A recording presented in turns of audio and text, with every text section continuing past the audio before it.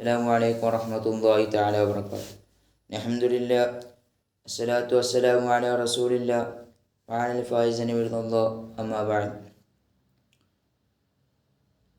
നബി സല്ലല്ലാഹു അലൈഹി വസല്ലം തങ്ങളുടെ മുഅ്ജിസത്തുകളെടുത്ത് പരിശോധിക്കുമ്പോൾ അതിലേറ്റവും പ്രധാനപ്പെട്ടതാണ് ചന്ദ്രനെ രണ്ടായി പ്രകടിപ്പിച്ചത്. ശത്രുക്കളുടെ പ്രയാസങ്ങളും പ്രകോപനങ്ങളും തുടങ്ങി എല്ലാ പ്രയാസ പ്രതിസന്ധികളെയും തരണം ചെയ്തുകൊണ്ടാണ് തിരുനബി സല്ലല്ലാഹു അലൈഹി വസല്ലം തങ്ങളും കുറച്ച് സ്വഹാബാക്കളും പ്രബോധന പ്രവർത്തനങ്ങൾ തുടർന്നുകൊണ്ടിരുന്നത്. അങ്ങനെ പ്രബോധന പ്രവർത്തനങ്ങൾ തുടർന്നുകൊണ്ടിരിക്കെ നുബുവത്തിൻ്റെ 9-ാം വർഷം ഒരു ദിവസം അബൂജഹലും വലീദ് ബിൻ മുഗീറത്തും നദർ ബിൻ ഹർസും ഇങ്ങനെ തുടങ്ങി ഖുറൈശി പ്രമുഖന്മാരായ ഒട്ടനവധി ആളുകൾ നബി സല്ലല്ലാഹു അലൈഹി വസല്ലം തങ്ങളോട് പറയുകയുണ്ടായി, നിങ്ങൾ അല്ലാഹുവിൻ്റെ പ്രവാചകനാണെന്നല്ലേ അങ്ങ് പറയുന്നത് സത്യമാണെങ്കിൽ ആകാശത്തുള്ള ചന്ദ്രനെ രണ്ടായി പീഡിപ്പിച്ച് കാണിച്ചു തരണം. അങ്ങനെ കാണിച്ചു തന്നാൽ ഞങ്ങൾ ഇസ്ലാം സ്വീകരിച്ചു കൊള്ളാമെന്നും അവർ പറയുകയുണ്ടായി.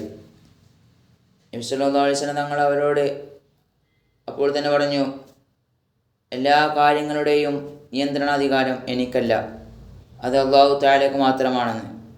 ഇത് അവരോട് പറഞ്ഞപ്പോൾ അവർ നബി സല്ലല്ലാഹു അലൈഹി വസല്ലം തങ്ങളെ പുച്ഛിക്കുകയുണ്ടായി.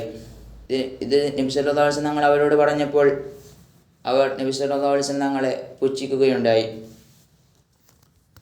അങ്ങനെ നബി സല്ലല്ലാഹു അലൈഹി വസല്ലം തങ്ങൾ അല്ലാഹു തആലയോട് ദുആ ചെയ്യുകയും അല്ലാഹു തആല ആ ദുആപ്പടി സ്വീകരിക്കുകയും ചെയ്തു. അങ്ങനെ 14-ാം രാവിൽ പൂർണ്ണപ്രഭ ചൊരിഞ്ഞുകൊണ്ടിരിക്കുന്ന ചന്ദ്രൻ 2 ഭാഗമായി പിളരുകയുണ്ടായി.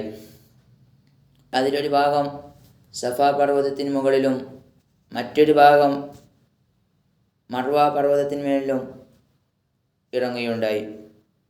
അസറിൻ്റെയും മഗ്‌രിബിൻ്റെയും ഇടക്കുള്ള സമയം ആ 2 പർവ്വതങ്ങളുടെ മുകളിൽ നിലനിൽക്കുകയും ശേഷം ആകാശത്തിലേക്ക് തിരിച്ചു പോവുകയും ഉണ്ടായി.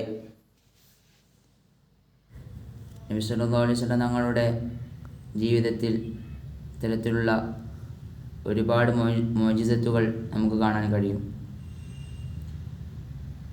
നബി സല്ലല്ലാഹു അലൈഹി വസല്ലം തങ്ങളുടെ ശഫാഅത്ത് കൊണ്ട് വിജയിക്കുന്ന മുത്തഖീങ്ങളിൽ അല്ലാഹു തആല നമ്മളെല്ലാവരെയും ഉൾപ്പെടുത്തി തരുമാറാകട്ടെ.